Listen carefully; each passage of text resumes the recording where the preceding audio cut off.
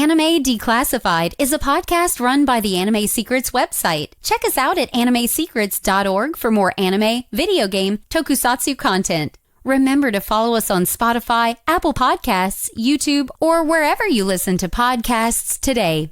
Hey guys, Joshua Seth here, voice of Tai on Digimon, and you're listening to Anime Declassified. And welcome everyone to another gaming related episode of Anime Declassified, where today I am joined by Frankie, where we discuss the much talked about, much anticipated first look at the Nintendo Switch 2.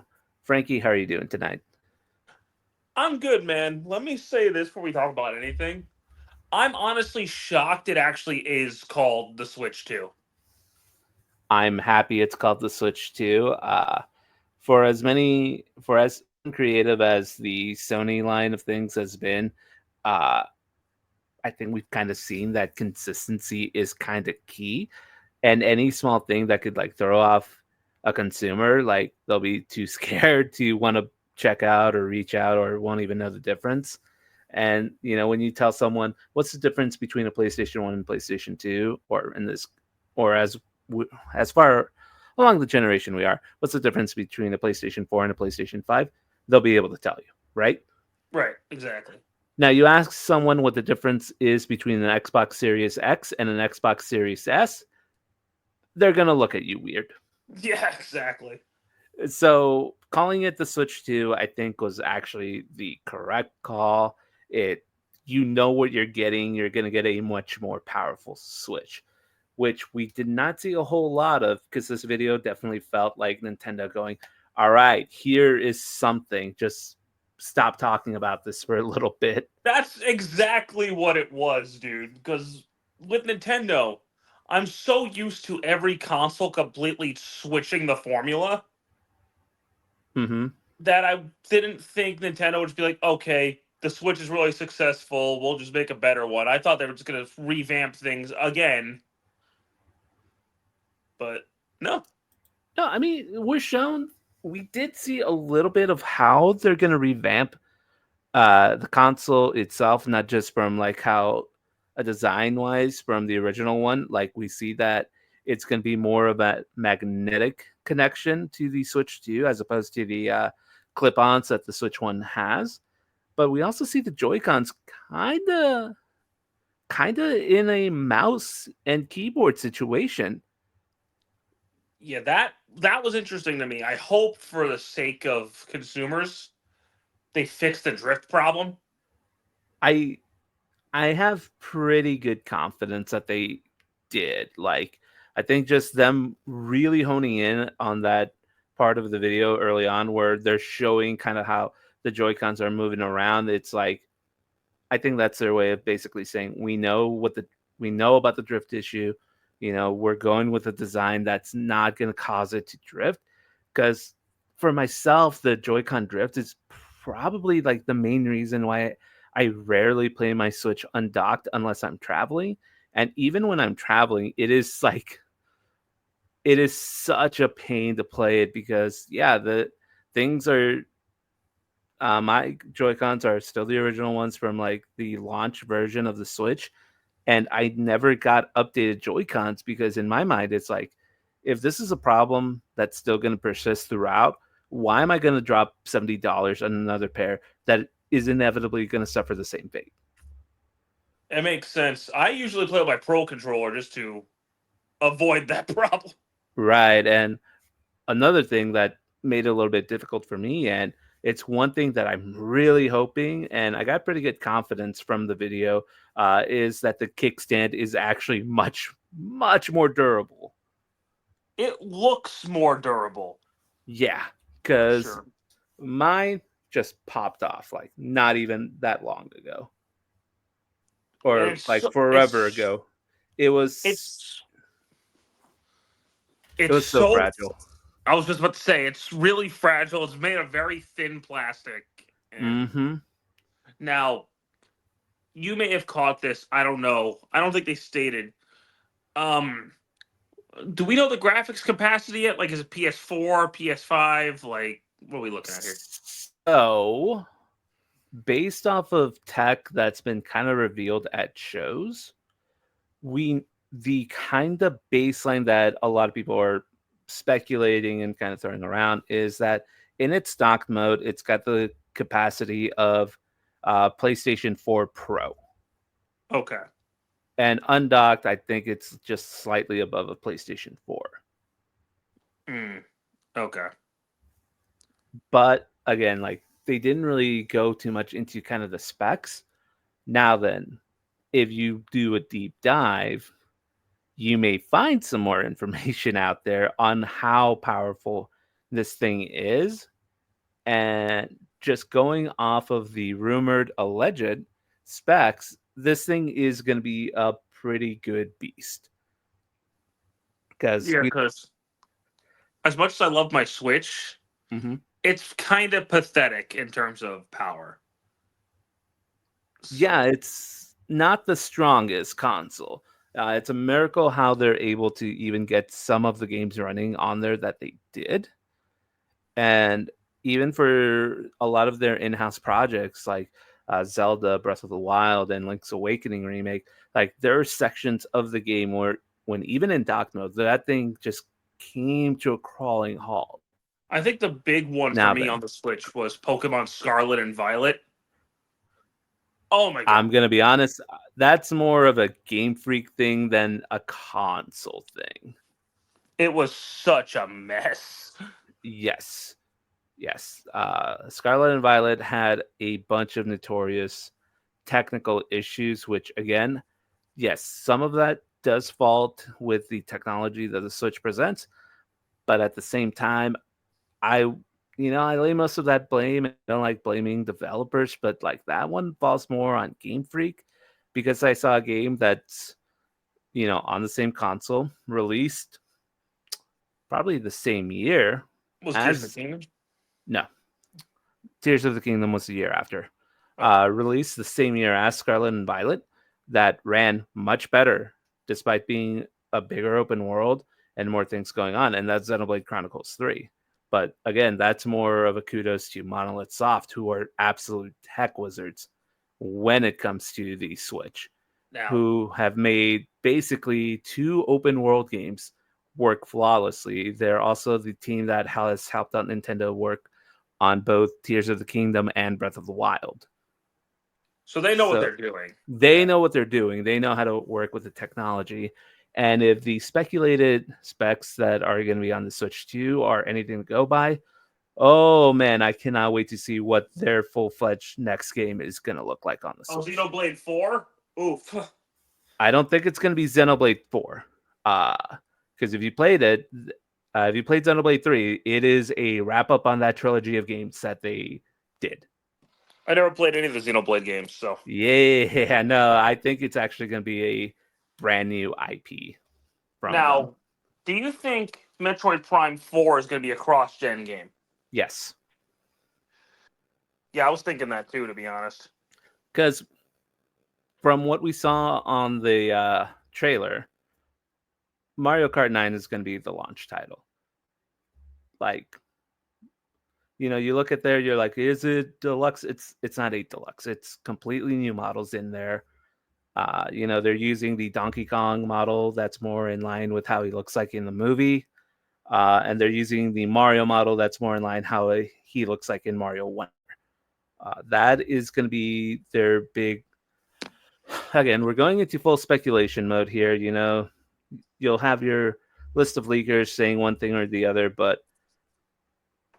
when Mario Kart 8 Deluxe got that second wave of DLC, like just out of the flippin' blue, about a year ago, I kind of suspected that this may just be like a test run to get the team familiar and get ready for Mario Kart 9. It's Which, about time for Mario Kart 9. yeah, Mario Kart 8 basically has been consistently running for coming up on 11 years here this year. Yeah, it's time. It's time. It is definitely time. And, if you're going to, Nintendo has 3 or 4 franchises that I would say You put that on a console, that is your console seller. Zelda, specifically with Breath of the Wild and Tears of the Kingdom, like that drives up sales. Mario is Mario. Like those things sell like gangbusters.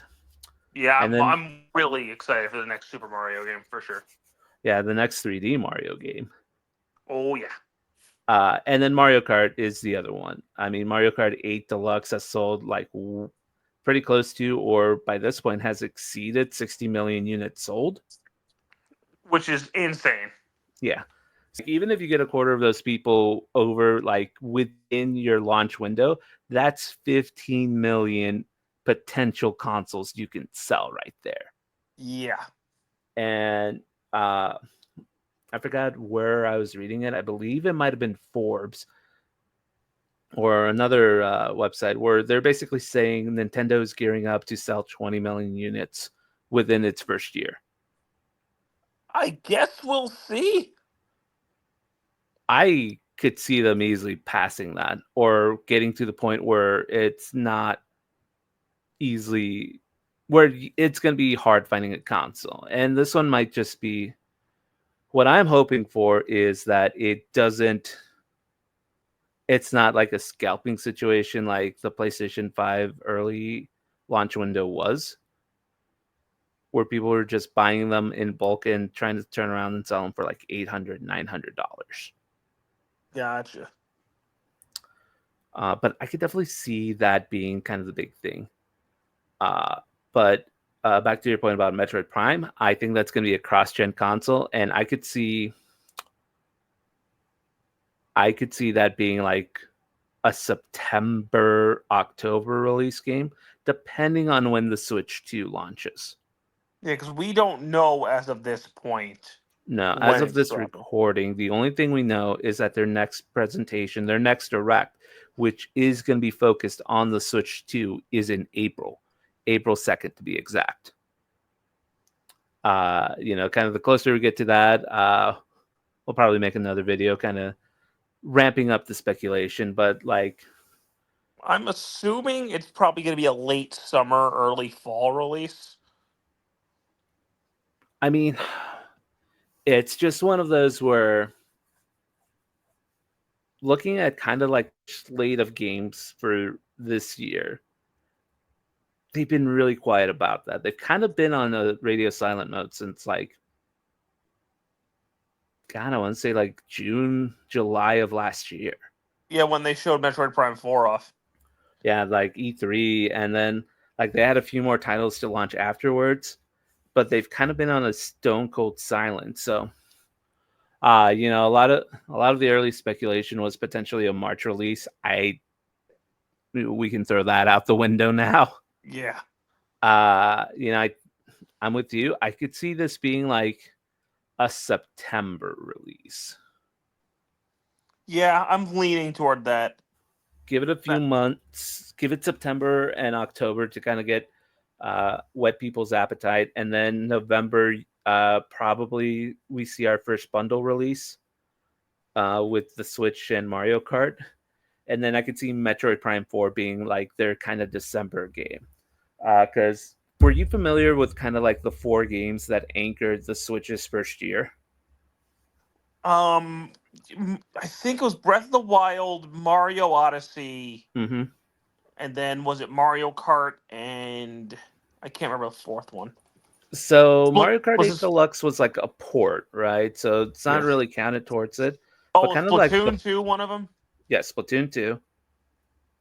Mario Odyssey, Breath of the Wild, and I can't remember the fourth one to save my life. It was Xenoblade Chronicles 2. Thank you. Like they had a really good kind of spacing out of game titles. Breath of the Wild being obviously the first big one on there that like really whetted everyone's appetite, kept everyone engaged. Mario Kart 8 Deluxe is just Mario Kart 8. So with a couple new characters thrown in there. And then Odyssey was like their next big single player game. While we had Splatoon 2 in there as another multiplayer game to kind of keep us going. And then finally We had Odyssey in the fall, and then Xenoblade 2 was kind of the big one that anchored them during the December holiday. So I could see a similar situation to where we have Mario Kart 9 as the launch game, kind of get everyone online, get the multiplayer stuff going. And then I could see Metroid Prime 4 being like their holiday title. Yeah, that'll be a big one for sure. Because people have wanted that for God knows how long. Ever. And it's going to be interesting going forward, like kind of what else kind of gets released, because the Switch, this is now where we get to the fun part where we could start speculating a little bit. The Switch kind of served as a revival console for so many of Nintendo's old IPs to kind of get another breath of life put into them. So it's going to be interesting to see what the Switch 2 will do to continue that. Frankie, what are your big hopes for the Switch 2? Well, F-Zero. Bring back F-Zero, please. F-Zero 99 was so good, man. I would love a new Star Fox game. Yeah. Not like Zero, because that game was poop, but Right. like actually a proper follow-up to Star Fox 64 Mm-hmm. would be great. I want a Pokemon game that doesn't run like crap. Yeah, I think we all do. I don't know if I want another Smash Bros. They could just put Smash Bros. Aside, because how do you top Ultimate? You really can't. Like, No. and I say that as someone who got everyone I wanted, like almost ever in Smash Brothers Ultimate.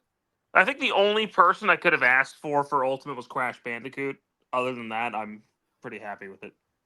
Yeah, I got everyone. I got Ridley, I got K. Rool, I got the Belmonts, I got Banjo and Kazooie, Sephiroth, Sora.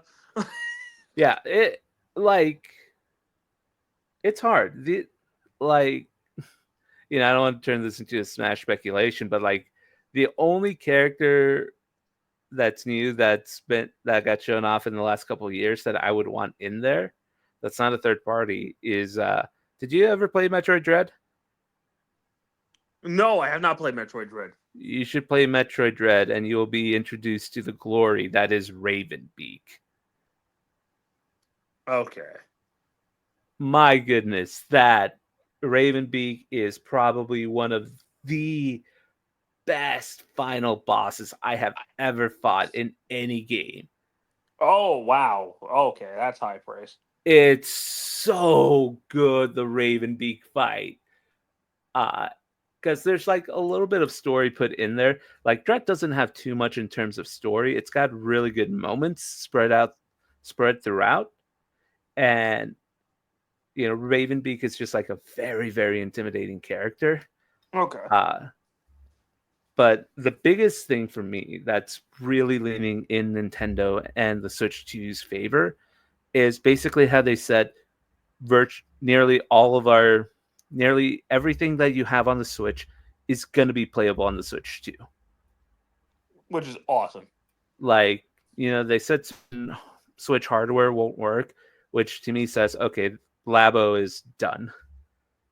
Did Labo ever really go anywhere? No, they had a few things put in there, but like, it's cardboard, man. Like, yeah. I love the ingenuity behind it, but at the end of the day, it was just cardboard that took up space. Yeah. And so, not really a whole lot. So I can see things like that not being there. But the hope is that being able to set up your online account means you'll have access to your online games, and having the cartridges in there means that you can just play the games right then and there. No need to wait for them to be compatible. No need to pay like $5 for an upgrade fee or a movement fee or whatever. Like the fact that you could just pop them in there and you're good to go. I think that is like the best thing you could do. It's fantastic. But yeah, short and sweet video. Like it got to the point, and now we finally see that it's there. We just wait and see. One last thing I wanted to ask you. What do you think it's going to cost? 400. That's what I was thinking too. 400. I could see it just being 400, just 50 more than what the OLED is costing. Yeah, because I got people talking to me today. It's going to be like $500. Like Nintendo is never going to charge $500 for a console. It's just not No, going to happen. no, like we have lower technology than what the current console is, but at the same time, that's why we don't pay as much. Exactly. They've been the cheapest option since what, the Wii? Yeah, Wii was 250, Wii U was 350, Switch was 330. I think it was 3 flat until the OLED. Might have been 3 flat till the OLED. Oh yeah, I bought a few extra things with my Switch. That's why it was a little bit more. Oh, that makes sense. Because I bought the stick, the thing that you put on top, the screen protector, Oh, yep. and then also Breath of the Wild. But Yeah, yeah, exciting times. very exciting times. It is like, we're finally seeing Nintendo make some moves after them basically being in their own lane for a while. We knew that the end of the Switch was coming up. God, like even 3 years ago, because Nintendo's usually the one that's kept like the 5-year console thing intact for themselves. Yeah, but This this is is like the going on what, 8 years? 8 years coming in March. This is their longest lasting console that's not the Game Boy. That's insane. Yeah. But it just tells me that, hey, they want to make the launch right. They want to make sure that they don't repeat the mistake of the transition that happened from the Wii to the Wii U, where Oh, people didn't know what the Wii U was, right? oh man, that was. Whew. And so they have this base, Do they probably want to break the record for most consoles sold worldwide from Sony? Yes. But I don't believe they delayed the Switch to this long just to beat that record. I really do think that they want that when they saw the success of the Switch was based upon we have a hot system seller, we have a set of games that are going to be ready to go for that first year. And I think that's kind of why we've seen not just a delay in news, but also a delay in games. Why Metroid was delayed as long as it did. It's the 2 restarts that it went through. That's why I think, we didn't see another Mario Kart for a while, because they're like, we could put out another Mario Kart, or we can get some of the talent, our new, fresher talent, because one last thing I want to kind of briefly go over, and this is something we can kind of talk more in depth the closer we get to the Switch 2 launch. This is probably the last console generation of the developers that have been there since the NES. When you look at so many of their ages, Miyamoto's about to hit 70. So many of them are in their mid 60s. Is Miyamoto that old? Oh my god, Yeah. Like that's this mind blowing. this is probably the last hurrah of that set of developers. And so like we're entering into a new era, and it's one where Nintendo has learned so much from their mistakes. It's like, what's the key to a successful console for us is we need to have a steady stream of games ready to go for our people to go out and buy. And so with so many other games not having news for as long as they did, I want to say the memo went out maybe 2 years ago and say, hey, whatever you're working on, here's the Switch 2 stuff. Get into the mindset of working on both versions. That makes sense, actually. And so if they can have a launch window where their first 4 games are Mario Kart, Metroid Prime, New 3D Mario, and Pokemon Legends, Yeah, because Pokemon Legends is probably gonna be a cross game too. it's going to be a cross game, but you have Switch 2, you have Switch 1. You've seen the limitations of Pokemon on the Switch 1. Which version are you going to get? Yeah, exactly. Exactly. Because even Legends Arceus had really bad slowdown. Yeah, don't remind me about the 2 FPS birds I would see every now and then. Uh-huh. But yeah, no, I think it's gonna be fun. And as the closer we get towards the Nintendo Direct, it's gonna be fun to speculate. It'll be fun to kind of go through and guess some more of what we're gonna see, because right now we've only seen one game. We see rumors. Rumors are rumors. They change every other minute, right? Exactly. So, you know what? Let the speculation begin, and we'll catch you all next time. For Frankie, this has been Miguel and Anime Secrets, and we'll catch you all later. Have a good night, guys. Take care.